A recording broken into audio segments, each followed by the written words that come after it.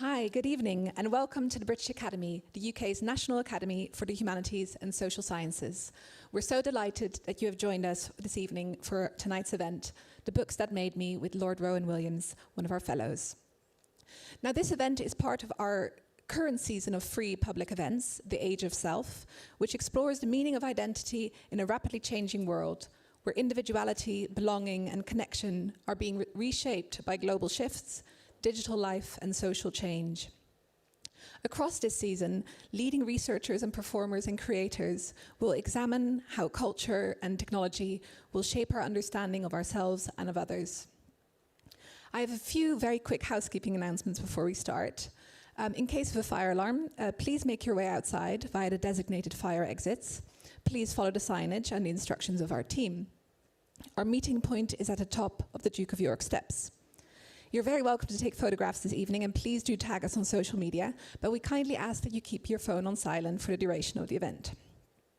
There's going to be a Q&A at the end of tonight's event, and to help us keep this session timely and constructive, we kindly ask that you phrase your questions sensitively, keep them focused on the topic of the event, and avoid lengthy comments or statements.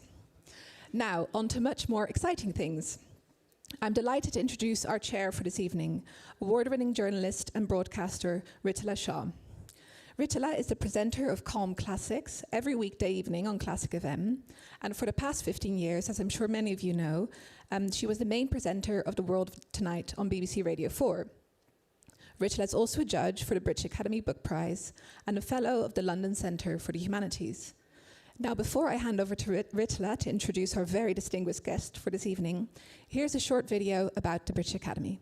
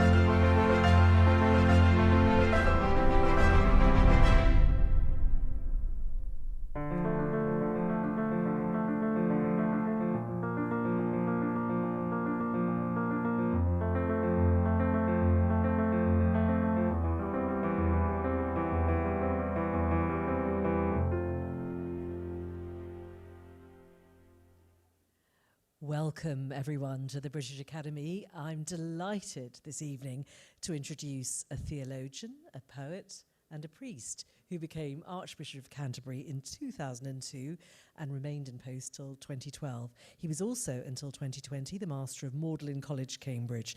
Rowan Williams was elected a Fellow of the British Academy in 1990.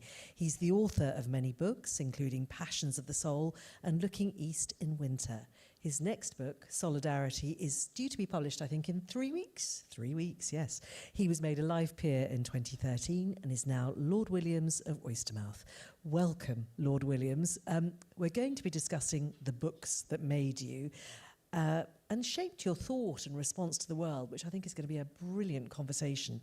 There will, of course, be time for questions from all of you a little bit later on. Let's begin at the beginning, because that's always a good idea. I'm assuming that you have always been a prodigious sort of reader and writer. Was that a habit that you developed when you were young? Thank you, yes. I think it was because I was very sickly as a child. I had meningitis when I was 2 and seemed to spend a lot of time in bed. And that's quite a good start for reading. There's nothing much else to do. So thinking about that time when you spent sitting in bed, I imagine, and reading, was there a book that you encountered in your childhood that really left an impression on you?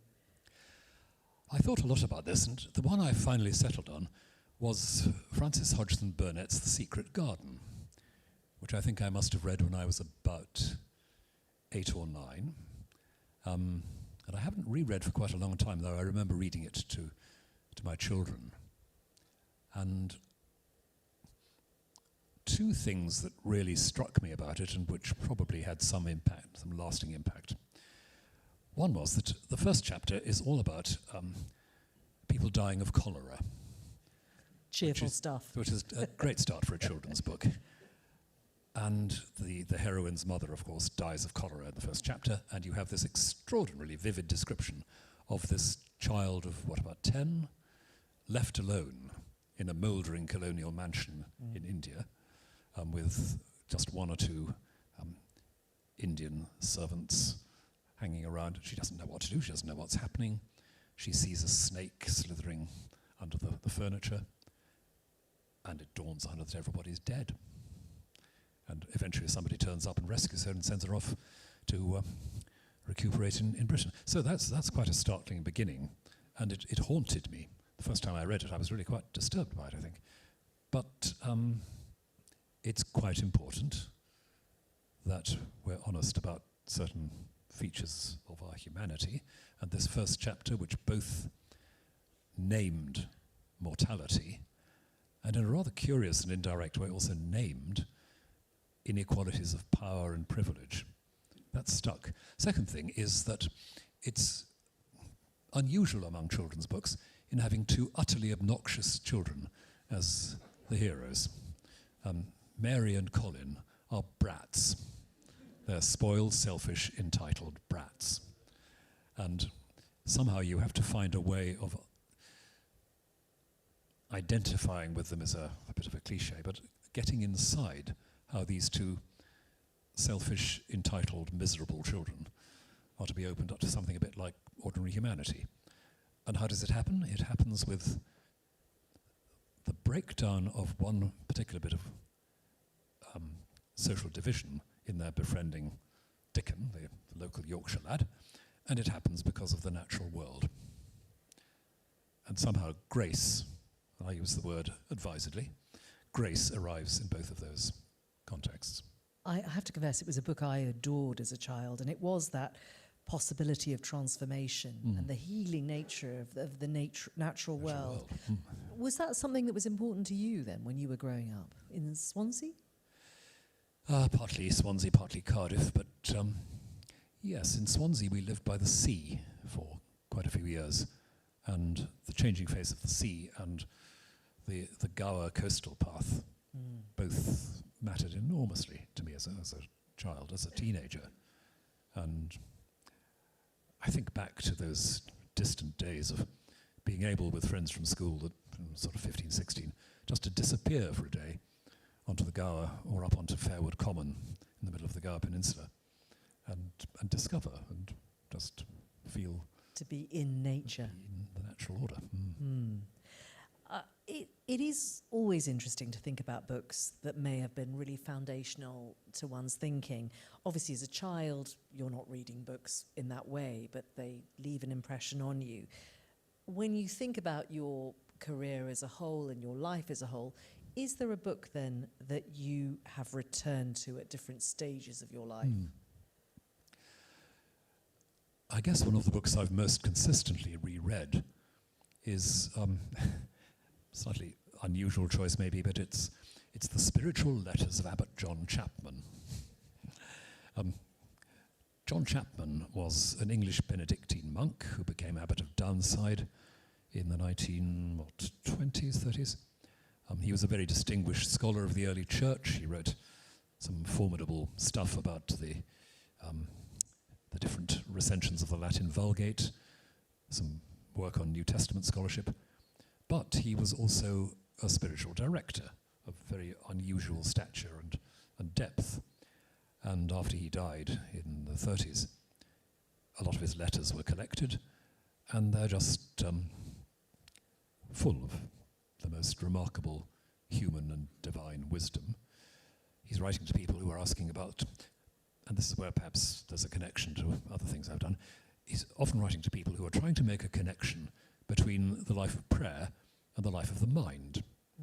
So, famously, the longest letter in the book, which is about 36 pages, is a letter to a Jesuit, a young Jesuit, who's beginning his theological studies and hating it. And he writes to Chapman to say, essentially, I'm bored out of my wits by theology, and it doesn't seem to connect remotely with anything that matters to me as a practicing believer, let alone a member of a religious order. And Chapman writes back this amazing letter in which he says, first of all, don't panic. We all have these Wobbles. rough patches. But then, more interestingly, says, actually what we're doing when we pray, particularly what we're doing when we try to pray in silence, when we attempt contemplation, makes sense against a broad picture of how God and the world interact. So let me just take a deep breath and show you something of the big picture. And he goes on to talk about what it means to believe in creation, which means effectively to believe in a sort of pervasive divine invitation and presence wherever you look, what it means to believe in the incarnation of the church, what it means to have a certain picture of how humanity works, in which there isn't a kind of lethal opposition between the divine and the human, but an instinctive quivering of the needle in the direction of God. And at the end of the letter he says, this is the longest letter I have ever written, and I hope I never do it again. But the point is that he's trying to spell out exactly how the connection might work, how you might understand your theology, if you've got to do it, in terms of what you're doing in both in silent prayer and contemplation and in active pastoral ministry. And I read that, I suppose, when I was about 21, 22, and I remember thinking then, as I've thought every time I've opened it since, yes. Did you consider becoming a monk? I did, yes, for quite a few years. I like to think some of it was positive, that I liked the idea of having time to pray, and I'm uncomfortably sure that quite a bit of it was negative, maybe wanting somebody else to do the cooking for me. But as time went on, yes, other things happened. But in terms of this being a book that you return to over and over again, if you first read it in your 20s, do you feel your relationship to Chapman has changed over the years? Yes, I suppose first time round you read, as with many books that you love, you read uncritically, don't you? You think, yes, this immediately registers, this is how it is. Then you come back and you think, yes, fine, but then maybe you come back and you think, and you know what? If I'm able now to question some of what's in this book, it's because the book has helped me question it. As I've been given resources to go a bit deeper by the book, even if I don't now think it's absolutely inspired scripture, I come back with new resources. And then you come full circle and think, the old man was right about those things after all. And there is a maxim from the book that I think lots of people may be familiar with, which is pray as you can, not as you can't. Is that something you relate to? That's absolutely central, I think, to what Chapman's talking about, and I do relate to it, and I use it often when I'm trying to talk to people, individuals and groups about prayer, because I think what he's pushing back against in the letters again and again is a particular mindset which thinks there's a method that can be applied for everybody, and if you're not finding yourself at home with that, that's your fault, and so you better feel maximally guilty about it and go to confession a bit more often. And Chapman is consistently saying, look, don't even think about that. You, with your temperament, your history, your attrait, you are the person who's there. And that's the person God relates to, because that's the truth. And God doesn't do falsehood. So stick with that. Assume that you're in a relationship with God which doesn't depend on how you feel and how you think you're doing. Certainly, to me, a very resonant image, which again I've used for myself and for others over the years. So Chapman's a book that has provided you with spiritual sustenance, if I can call it that. In your career as a theologian, as a public figure, is there a book that you would recommend to someone who is new to this world, who's new to the world of spiritual thoughts and ideas? I suppose two two writers come to mind. I had the great delight of knowing the late Elizabeth Templeton, wonderful Scots theologian. And apart from some of the early work she did on philosophy of religion, she brought together a collection of pieces not long before her very untimely death, called The Strangeness of God. And I would, I think, recommend anybody beginning theology to look at this, because it's what it says on the tin, really. It's a collection of quite quirky, unpredictable essays which look at theology from neither what I'd call a liberal nor a conservative point of view. She's a very idiosyncratic writer with a hugely imaginative style, and just helps you see that theology can be a very, in the best possible sense, a very weird discipline. And its interest and value has something to do with being weird. It gives you resources for seeing things oddly. And I think that's a very educative thing. We were talking about the role of the humanities in education earlier on. And I think the humanities are all about helping people see things weirdly, to be honest. So, well, far from wanting to describe you as weird, that wouldn't really be very polite, would it? But just to digress for a moment from the book, what was it that drew you then to studying theology? Were you a little bit weird? Is this being recorded? I suppose I was, really. But in my mid-teens, I very much fell in love with language, with poetry, fiction, and perhaps rather untypically, I thought that was exactly what was going on when I went to church.